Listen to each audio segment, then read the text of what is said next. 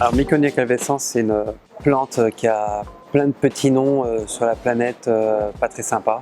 On appelle ça le cancer vert à Tahiti, la peste pourpre à Hawaï, parce qu'on s'est bien rendu compte que dès qu'elle s'installe dans des territoires d'où elle n'est pas, elle est très problématique. En fait, c'est une plante qui au départ vient d'Amérique centrale et du Brésil, des zones plutôt montagneuses. Donc c'est une plante qui a été par exemple introduite en 1937, elle arrive à Tahiti. Aujourd'hui, en 2020, elle a colonisé plus de 80 000 hectares. Et cette capacité d'invasion, en fait, elle est due au comportement de cette espèce qui, dans son milieu, se retrouve dans des conditions très concurrentielles.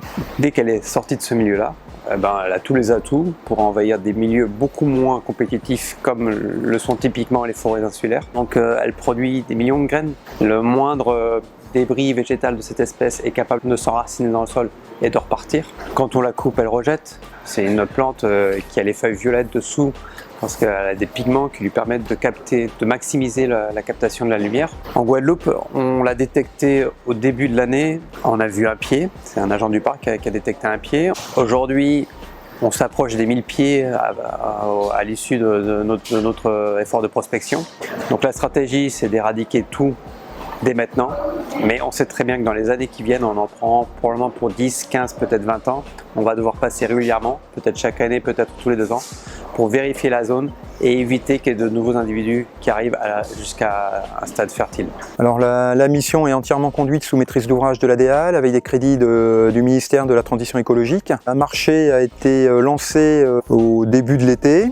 Et 2 entreprises ont été retenues, à la fois sur le chantier d'éradication des plants de Miconia et d'autre part sur un chantier de prospection sur une zone de plusieurs dizaines d'hectares afin de déterminer les conditions d'éradication sur cette 2e zone qui pourra se dérouler en 2021. 2 opérateurs drones travaillent sur la détection des individus. Donc l'autre opérateur drone, lui, il a parcouru toute la zone avec son drone. Ça lui a permis de modéliser la zone, donc de la mettre en 3D. Il va associer ça à des images lidar de façon à faire du vol programmé, mais en suivant le relief. Moi de mon côté, je vais surtout insister sur des zones ouvertes et que je vais parcourir à très basse altitude en vol manuel, donc à entre 10 et 20 mètres avec la caméra à l'oblique de façon à mieux repérer les individus.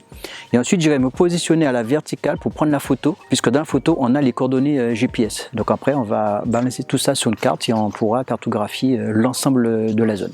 Une fois que c'est répertorié, on arrache et on le met dans les... Donc on a les racines. Il faut les déraciner, les feuilles, il faut les ramasser. Une fois qu'on a fini, le soir, il faut se laver les pieds dans de l'eau salée, de l'eau de mer. On fait une première sortie du chantier, on se lave. Et une fois arrivé à la voiture, on se lave une 2e fois pour ne pas disperser les graines. Pour ne pas nous faciliter les choses, c'est une espèce qui est capable de s'installer sur des milieux totalement escarpés. Donc la seule solution pour nous, c'est de descendre les falaises sur corde pour aller arracher les spécimens qui s'installent sur ces milieux-là.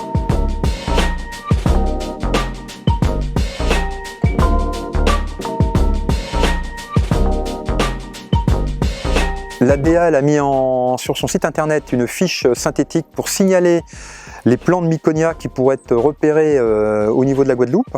Donc il y a évidemment des photos et sur la fiche on a l'emplacement exact où on peut trouver les plants de Miconia et ensuite il y aura une vérification qui sera faite afin de s'assurer qu'il s'agit bien de Miconia calvescens, plante exotique envahissante en Guadeloupe.